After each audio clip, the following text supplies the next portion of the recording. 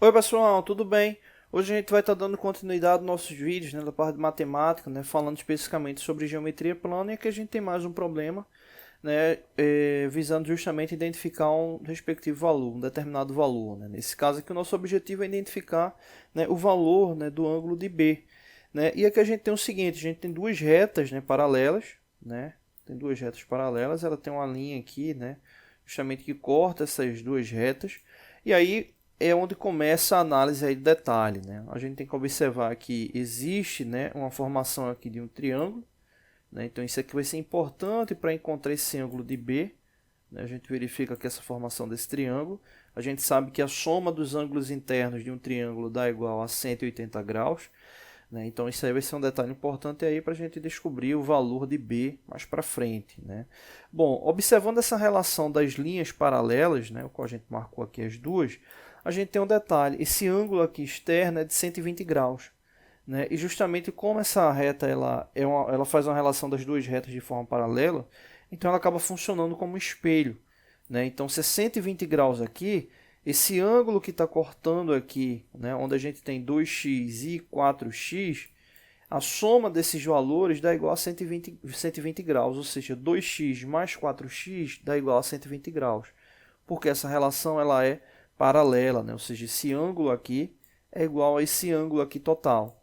Então, o primeiro detalhe que a gente vai fazer é justamente descobrir aqui o valor do x, porque nosso objetivo, na verdade, aqui é descobrir o valor do 2x. Por que encontrar o valor do 2x? Se a gente sabe que a soma dos ângulos internos de um triângulo dá 180 graus, observa aqui o seguinte, a gente tem uma linha aqui que está cortando essa linha paralela, ou seja, a relação desse ângulo total aqui, ele dá justamente uma relação de um ângulo suplementar.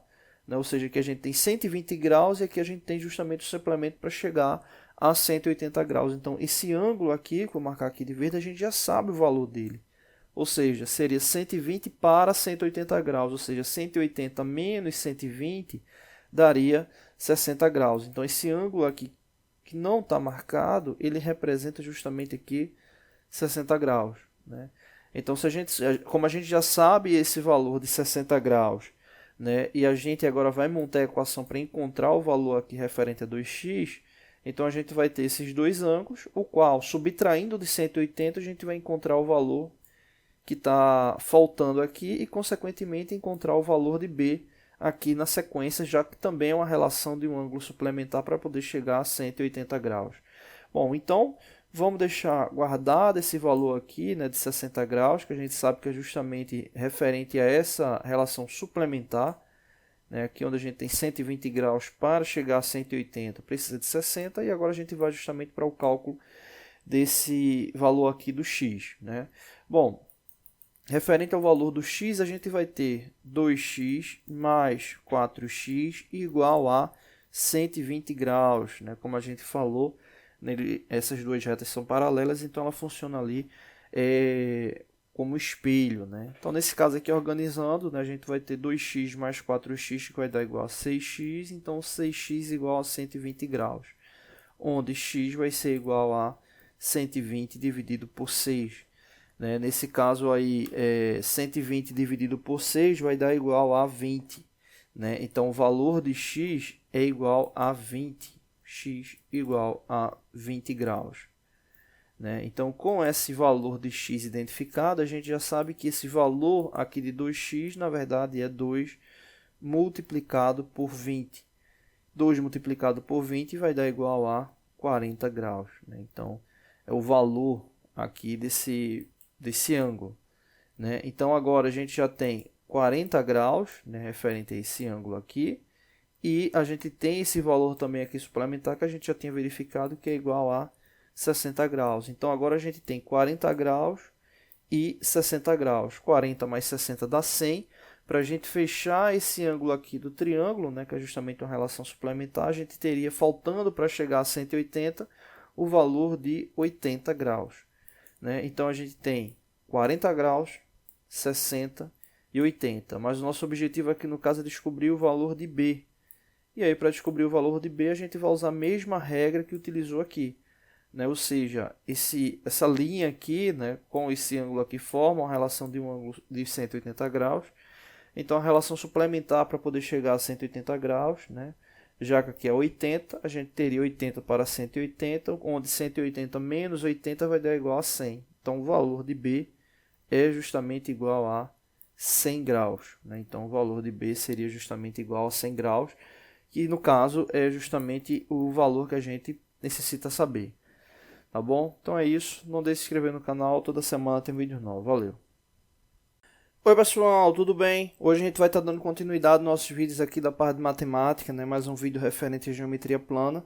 E aqui a gente tem justamente uma análise, né, referente a um triângulo, né, onde o nosso objetivo é justamente descobrir o valor aqui de x, né? Esse é o nosso objetivo, né? Então aqui é bem simples, né? A gente já comentou em outros vídeos, né? A soma dos ângulos internos de um triângulo é igual a 180 graus. E aqui a gente tem dois ângulos, né, que no caso é o A e o B, onde vai nos dar base justamente para descobrir, né, o que seria esse ângulo aqui, né, e esse outro ângulo aqui também, né. E aí nesse caso a gente vai utilizar uma relação de suplemento para poder chegar, no caso uma relação de ângulo suplementar para poder chegar a 180 graus, né, já que a gente tem aqui uma relação reta, né. Então nesse caso aqui, como o valor de A é igual a 100 graus, né, o ângulo referente a ele suplementar para poder chegar a 180 seria 180 menos 100, que daria 80 graus. Né? Já o segundo aqui, referente a B, né, ele teria 110 graus para chegar a 180, onde 180 menos 110 graus vai dar igual a 70 graus. Né?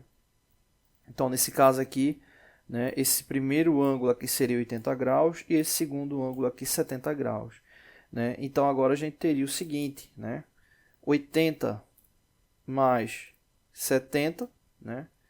Que nesse caso aí vai dar igual a 150 graus, né? Só que a gente precisa saber o valor de x, e nesse caso justamente x vai ser igual a 180 menos 150 graus, né? Esse 180 veio da onde? Da soma dos ângulos internos de um triângulo. Então a gente sabe que somando, né, os três ângulos internos vai dar igual a 180, só que a gente não tem um valor de x ainda, mas a gente tem os outros dois valores, que no caso dá 150 graus. Então 150 para 180, que é a mesma coisa de 180 menos 150, daria o valor de x igual aí a 30 graus. Né? Então o valor de x é igual a 30 graus. Né? Então aí a gente teria os três ângulos, onde um seria igual a 30, né? O segundo é igual a 80, o terceiro igual a 70, somando os três aí dando 180 graus, tá bom? Não deixe de se inscrever no canal, toda semana tem vídeos novos, valeu!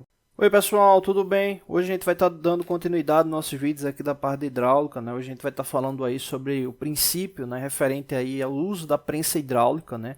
E no caso da prensa hidráulica tem três aspectos importantes, né? A força, né, atuante, o curso, né, que é a relação de deslocamento, e a relação de força aplicada, né? Hoje a gente vai estar falando justamente ali sobre a força atuante, né? Então a gente dividiu aí esse conteúdo aí em 3 vídeos.